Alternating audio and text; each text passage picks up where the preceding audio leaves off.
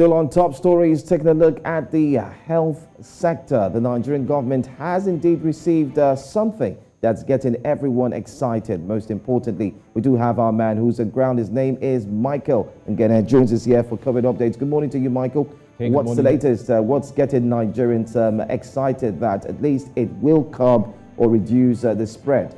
Yeah, the big news is that the Nigerian government has received 2 million doses of the Johnson & Johnson vaccine.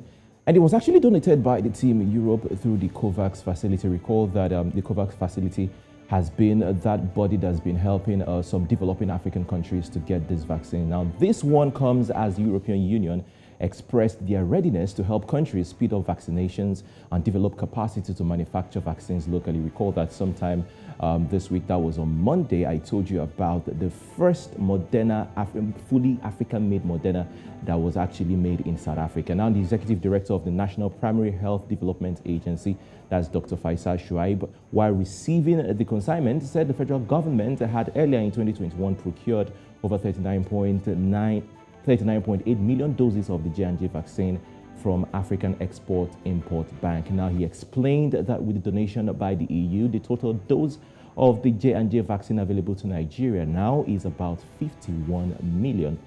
Recall that meanwhile, Nigeria yesterday recorded 58 coronavirus infections. That's the index from Nigeria across 6 states of the Federation and, of course, the Federal Capital Territory. Now, these are some of the updates right there. A big shout out to Nigeria and, of course, Nigerians.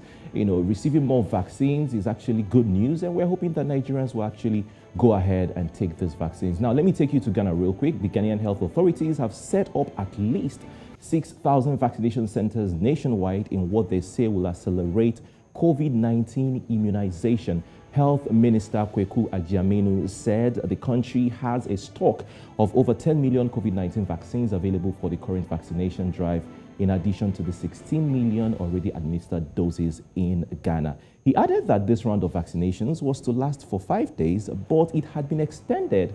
And of course, the 6,000 centers will be maintained to hasten the rate of vaccination to ensure that the vaccines do not go to waste. Now, I need to underline that word, do not go to waste. Sometime we heard stories about some expired vaccines being burnt in Nigeria. Now, this is Ghana taking the bold step to ensure that, vaccines do not go to waste. Such a good move. Now, according to the Ghana health authorities, the country has vaccinated over 11.8 million people. Joe and Oluchi, before I get into the numbers, let me just ask you guys real quick. Now, the number of vaccines in Nigeria now is about 51 million doses. And of course, the numbers are still rising. Why is it that Nigerians seem to, what we call vaccine hesitancy among Nigerians? What do you think could be responsible for that? Looking at that, we have almost enough vaccines to go around the country. Cultural belief. That's very, very crucial. I mean, there was a time when a report came out talking about how our Nigerian leaders, religious leaders, need to come together to encourage the usage, or even people coming out there to get vaccinated. And there is, let's not forget that we, the doctors, also has been going around in their bus shuttles, encouraging people to come out and take vaccines. They've been going to event centers. They've been going to religious organizations to ensure that they sensitize the people and the leaders in those religious organizations, encourage their followers to come out and get vaccinated. We know how Africans can do with religion. A lot of times, that's a major, major cause for backlog in a lot of situations. Yeah, let's still dwell in Nigeria. Let me just give you the numbers, the index in Nigeria, now according to the Nigeria Center for Disease Control. Now, look at those numbers. 58 new cases were recorded. That was yesterday. Lagos has 35. The Federal Capital Territory, Abuja, has 9 cases. Edo State has 5 cases. Delta, 4 cases. Kano, 2. Rivers, 2.